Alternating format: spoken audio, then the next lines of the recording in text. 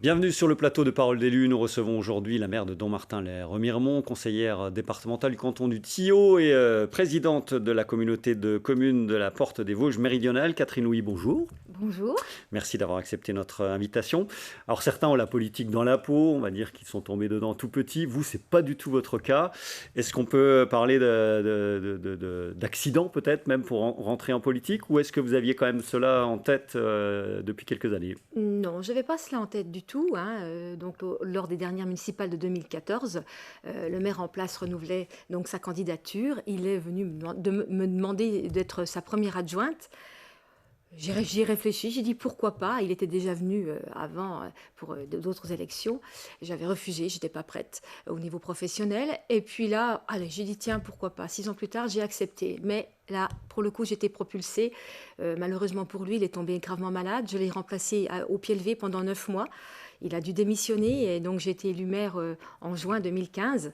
Et auparavant, donc étant première adjointe et avec la loi NOTRe qui redessinait les contours et les compétences des collectivités, eh bien le canton du Thillot s'est vu agrandi de 2 communes, Dommartin et Veucous, et avec la parité, eh bien, il fallait des femmes aux côtés des hommes. Et donc, j'ai fait route avec Dominique Peduzzi pour les cantonales de 2015. Et donc, j'ai été élue avant conseillère départementale pour le canton du Thillot en mars 2015. Donc, c'est vrai que j'ai été vraiment propulsée dans ce monde d'élus. Ça a été un défi. J'y ai mis corps et âme, hein, je veux dire, parce que j'avais tout à apprendre. Et défi personnel, hein, parce que vous Un nous défi disiez personnel. parce que vous êtes aussi quelqu'un de plutôt introverti, c'est ce que vous nous expliquiez en préparant l'émission, Oui, oui, et c'est vrai qu'aujourd'hui on voit que finalement, que moi, en classe, je ne levais pas la main. Je dis pourvu qu'on ne m'interroge pas et se mettre en avant comme ça devant tout le monde. Et là aussi, aujourd'hui, non seulement il y a ce fait d'être en avant, d'être en vue et de ne pas se tromper, d'essayer de ne pas se tromper parce qu'on est vite jugé, catalogué, hein. Donc c'est vrai qu'il y a une grosse pression. Mais voilà, ce sont des défis qu'on remporte au quotidien avec une certaine satisfaction pour soi-même et puis pour ce qu'on fait. alors je le disais au moment de vous accueillir, vous êtes donc estampillé divers droits, ceci étant pas encarté, comme beaucoup d'élus d'ailleurs de territoire vosgien. Pour vous, c'est important de garder cette indépendance-là? Oui, moi je ne suis pas politique. Je dis toujours, je fais une politique de terrain, de bon sens, en bon père de famille, ou on va dire en bonne mère de famille, cas de le dire. Mais voilà, non, non, je ne fais pas de politique. Je fais les projets pour le bien du territoire. Je ne pense pas à la politique. J'ai pas besoin de politique pour faire ça. C'est vrai que je reste aussi à l'échelon local, hein, on va dire. Donc là, je n'ai pas de raison de m'encarter et je n'y prétendrai jamais. Alors pour les législatives, sur la troisième circonscription, la vôtre, donc vous soutiendrez clairement le sortant Christophe Negelène, qui ne fait pas partie de la majorité présidentielle, mais appartient au groupe UDI et indépendant. Comment est-ce que vous sentez l'affaire? Est-ce que cette union à gauche, dont tout le monde parle depuis quelques jours évidemment, peut redistribuer les cartes, sachant que dans les Vosges, on a donc six parlementaires de droite, 4 LR, et 2 centristes centre-droit. Comment est-ce que vous voyez les choses? Oh, bah, écoutez, Christophe Negelène est quelqu'un plutôt de connu et de reconnu qui a été présent sur le territoire. C'est quelqu'un qui a été, bah, de par sa fonction, il n'est pas encarté non plus, il est, comme on dit, d'hiver droite.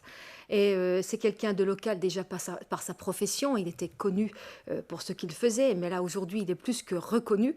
Et puis il a été très présent sur le territoire. Je ne pense pas que les cartes vont être distribuées par d'autres candidats qui puissent se présenter. Je pense qu'on va voter ici plus pour une personne, plus pour ce qu'il a fait, pour sa présence, sa méthode constructive, sa volonté, son implication. Et je pense que je ne me fais aucun souci pour Christophe. Je pense qu'il sera ressortant. Alors c'est vrai que la configuration dans les Vosges est particulière. Il faut aller ce qu'elle est. Il n'y a pas eu peut-être les bonnes personnes en face au bon moment, à un certain moment. Ouais, beaucoup demandent, quelles que soient les obédiences, d'ailleurs, qu'un rééquilibrage serait peut-être souhaitable malgré tout. Voilà, oui, ma foi, à voir, à suivre. C'est dans 5 semaines, le premier tour. Un mot comme nous le faisons toujours sur vos indemnités, sachant que la politique est aujourd'hui votre seule source de revenus. Oui. On est bien d'accord. On va voir ce que ça donne. Donc 1635 euros net en tant que président de la Comcom, 1615 euros net en tant que conseillère départementale et 1500 euros pour votre mandat de maire. Votre vision des choses, c'est une question traditionnelle sur cette émission, on la pose systématiquement. Est-ce que c'est le juste retour des choses, sachant que je ne sais pas combien d'heures vous faites par semaine, mais on sait très bien qu'avec ces 3 mandats-là, vous devez être un petit peu partout sur le territoire à tout moment. Eh bien, je crois que les indemnités ne sont pas forcément salaires, mais il faut bien vivre de quelque chose. Elles ont été réévaluées avec la loi engagement et proximité. hein, une hausse de 20% pour les petites collectivités, les petites mairies. Est-ce qu'il fallait trouver des candidats, il faut installer des élus aussi, Oui, hein, c'est important. on a du mal de trouver des élus, on a du mal de faire des listes. Alors c'est vrai que conjugué, vous allez dire, bah, voilà, vous avez multiplié 1500 Oui, fois 3. J'ai des indemnités qui sont confortables parce que je cumule les mandats, mais je cumule aussi le temps et les horaires et les charges. Mais c'est aussi une complémentarité, une vue d'ensemble sur ces fonctions qui sont nécessaires et très intéressantes pour multiplier justement les retombées sur le territoire. Ça m'a beaucoup apporté d'être conseillère départementale, par exemple, pour ma commune, pour les aides qu'on peut y avoir, pour comprendre les choses, les liaisons qu'il y a entre les différentes collectivités, les politiques partenariales. C'est conséquent en travail, mais ça rapporte beaucoup et c'est aussi personnellement, bien évidemment, mais aussi pour le territoire premier dans lequel on travaille, le premier échelon, la collectivité mairie. Sachant que vous êtes en CDD, hein, on le sait bien, un mandat d'élu, et on est en CDD, oui. Ça peut s'arrêter à tout moment. Il ne faut pas oublier aussi, c'est vrai que, comme vous le disiez au départ, eh bien, c'est 7 jours sur 7, et même la nuit, vous savez, quand on est appelé pour des incendies, pour un suicide, pour des personnes à retrouver, ou des vaches lâchées, ou des chevaux qui sont en errance. Voilà, c'est sans arrêt. Mais bon, on l'a choisi. Hein, c'est certain. Voilà. Alors, votre casquette de conseillère départementale, donc, que vous portez depuis 2015, vous l'avez dit, le plan en cours, donc baptisé Vosges Ambition 2027, avec 3 pôles majeurs, l'attractivité du territoire, la qualité de vie des Vosgiens et les équilibres territoriaux. On va beaucoup parler lors de ce mandat, c'est déjà le cas, de la jeunesse, la transition écologique et puis des services publics de proximité. C'est tout ça les Vosges aujourd'hui, ce sont les impératifs pour que ce territoire redevienne attractif et dynamique. Oui, le département, donc, à travers sa nouvelle feuille de route à viser 2027, a bien sûr ses politiques sociales à exercer. Le RSA qui est un mais gros pôle. Au-delà de ça, il a aussi des politiques volontaristes et de mettre toujours en avant le territoire et de le moderniser et de prendre en compte aussi les mutations économiques qu'il peut y avoir et aussi les soucis ou les axes prioritaires. Et la jeunesse devient un axe prioritaire. On a une démographie qui est en chute depuis quelques années.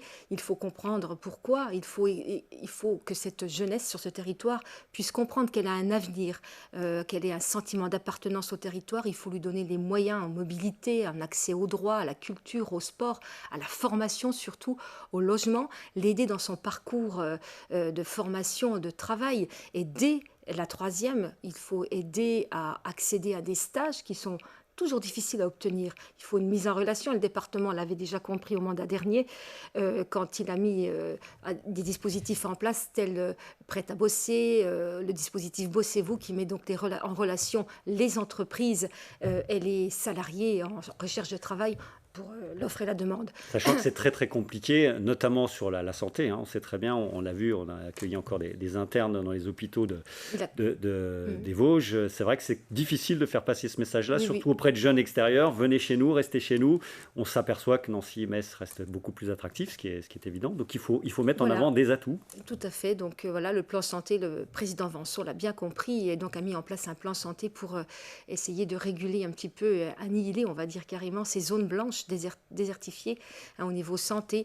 L'accès à la santé est un droit pour tous et c'est vrai qu'il faut absolument respecter les équilibres territoriaux, que sur le territoire il y a un bon maillage et implanter donc en équipe justement ces professionnalisations donc on voit des maisons médicales qui fleurissent à droite à gauche. Voilà, il faut des maisons médicales fournies, mais aussi dans l'attente de ces jeunes médecins qui travaillent en équipe au jour d'aujourd'hui, il y a aussi une féminisation de la profession et donc c'est plus du temps partiel et des équipes variées donc il faut se grouper pour que le maillage soit intéressant. Il nous reste 2 petites minutes. On va parler de l'intercommunalité. Après quelques remous, vous avez succédé à la présidence à Jean Ingray. Qu'en est-il aujourd'hui ? Jean Ingray, donc, qui a dû renoncer à son mandat puisqu'il avait été élu depuis sénateur. Est-ce que les petits égoïsmes ont un peu disparu ? C'est toute la question de la loi NOTRe, hein, effectivement, avec l'intercommunalité. Est-ce que l'esprit intercommunal chez vous aujourd'hui existe ? C'est pour ça que je me suis présentée à cette fonction de présidente de comité de communes, parce que j'avais déjà au mandat dernier, je n'étais que vice-présidente vice-présidente.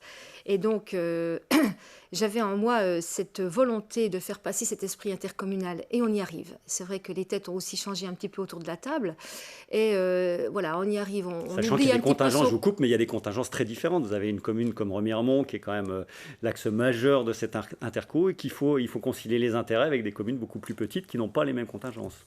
Oui, mais quand on comprend justement que c'est par Remiremont qui est le phare de notre territoire, avec Plombières aussi qui est à redynamiser, eh bien écoutez, on peut profiter justement d'une pépite qui fait briller le reste du territoire. Et il faut se raccrocher justement au bourg-centre qui a les services de proximité. Et c'est bien en cela, et main dans la main, que nous pouvons y arriver. Vous êtes la seule interco vosgienne d'ailleurs à traiter le dossier bourg-centre revitalisation et petite ville de demain à l'échelle intercommunale. C'est bien oui, ça. a été une volonté, c'est vrai, de chapeauter et d'être financeur auprès des autres financeurs que sont l'État, le département, la région et bien d'autres, la Banque des Territoires. Et ça fonctionne Et ça fonctionne, oui, c'est en prémisse, on va dire que c'est en étude. Et c'est vrai que nous finançons les chargés de mission, les études autour de cette étude de revitalisation des territoires, des communes, donc de Remiremont, Plombières et le Val d'Ajol. Et c'est une première, oui, que la communauté de communes soit partenaire intégrante de ce processus. Tout dernier mot sur votre commune, dans Martin-Remiremont. Vous êtes une des rares à avoir gagné des habitants. On parlait de la démographie tout à l'heure. Pourquoi? Comment ça marche? Est-ce que l'immobilier marche fort chez vous? Oui, l'immobilier marche bien, mais c'est vrai qu'on a une situation géographique aussi intéressante, près de Remiremont, avec tous les services, proche de la Cadevoie, l'axe Épinal-Nancy. Nous avons fait aussi, nous, une campagne au mandat dernier d'attractivité, attirer les jeunes ménages pour conserver nos écoles.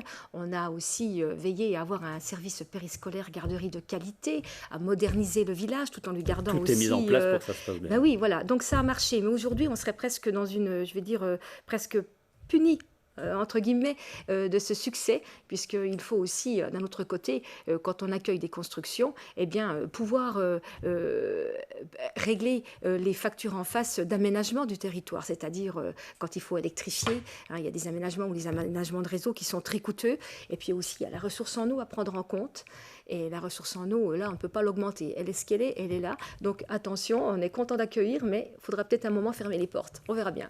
Voilà. Catherine Louis était notre invitée. Merci Madame le maire de Martin-Remiremont. À très bientôt. On se retrouve la semaine prochaine pour un nouvel entretien politique hebdomadaire.